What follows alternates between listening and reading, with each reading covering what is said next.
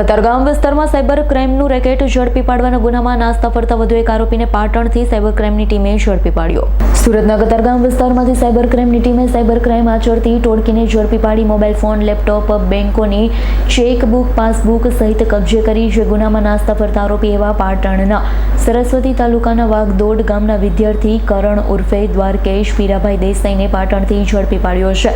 આ ગુનામાં અગાઉ મુખ્ય આરોપી મિત શાહ, યશ સિંધે, ઋષિકેશ સપકાળ, નિલેશ સોલંકી, પરેશ મોદી, જતીન ઠક્કર અને દીપકુમાર ઠક્કરની સાયબર ક્રાઇમની ટીમે ધરપકડ કરી છે.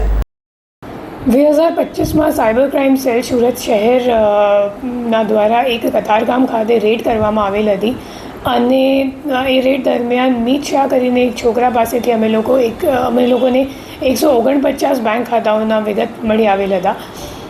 એ તમામ બેંક ખાતાઓમાં 800 કરોડનું ટ્રાન્ઝેક્શન્સ મળ્યું હતું અને એની સામે 400થી વધારે NCCRP કમ્પ્લેન્ટ પણ નોંધાયેલ હતી.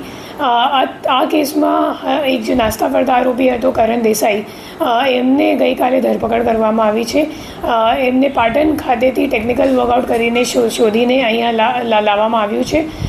જે કરણ દેસાઈ છે એ ખરેખર લિયો પે 195 કરીને એક ગેમિંગની ફ્રેન્ચાઇઝી હતી. એ જતીન ઠક્કર જે મુખ્ય આરોપી છે કામનો, એમના પાસેથી એમને ફ્રેન્ચાઇઝી લીધી હતી અને આ ફ્રેન્ચાઇઝીમાં કામ કરવા માટે પછી મિત શાહને આપેલું હતું.